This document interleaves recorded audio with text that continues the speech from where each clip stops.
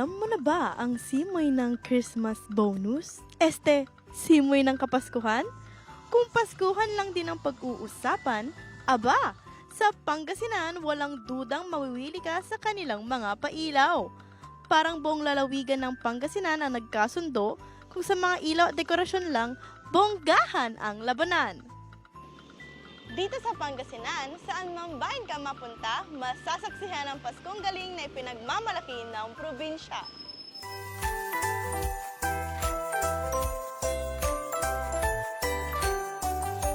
Kung ika'y fan ng isang sikat na epic film series na Star Wars, ang Bayan ng Bayambang ang para sa'yo. Hindi lang under the stars ang peg mo dito. Dahil sa loob ng 10 minuto, iba-ibang space elements ang masasaksihan mo. May mga lightsabers, galactic Christmas decors, at ang theme, The Force of Christmas is with you.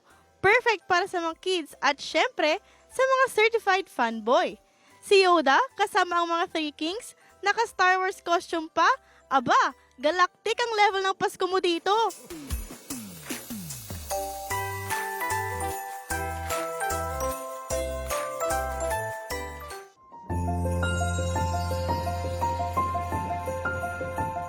Kung ikaw hindi makamove on sa mga carnival ng bata ka pa, ang bayan ng Kalasyaw at San Carlos ang sagot sa Christmas wish mo. Picture this, naglalakihang candy canes, cherry blossom trees, malalaking train at mga life-size Christmas toys na perfect para sa selfie. Hay nako ate ko, dito talagang age is just a number. Dahil kahit mga feeling kid at heart, ay mag-e-enjoy sa kanilang mga pailaw.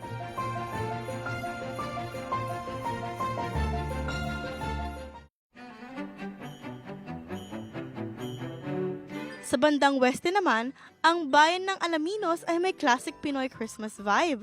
Ang kanilang plaza ay punong-puno ng makukulay na Christmas lights na parang sinadya para sa Instagram feed mo. Highlight dito ang kanilang Christmas tree na may nagkakabighaning parol. Dagdag pa ang dagat breeze ng Lookout Wharf na talagang nagpapalamig ng simoy ng Kapaskuhan. Talagang liwanag ng Pasko ay ramdam hanggang sa 100 Islands! Siyempre, hindi magpapaiwan ang Lingayen. Ang tema nila, Daluyon, Karagatan Vibes, nagmimistulakang si Moana sa pailaw na ocean blues, whites at greens. Lakas makalaman dagat feels. Nox! Mermaid yarn. Selfie spot, check! Sa lahat ng bayan dito sa Pangasinan, walang halong kapalpakan. Kahit anong bayan mula dulo, silangan o kanluran, ramdam mo ang Paskong ang galing. Sa ganitong paraan na ipapadama sa bawat mamamayan ng Pangasinan ang tunay na diwa ng Pasko, pagbibigay, pagkakaisa at pag-asa.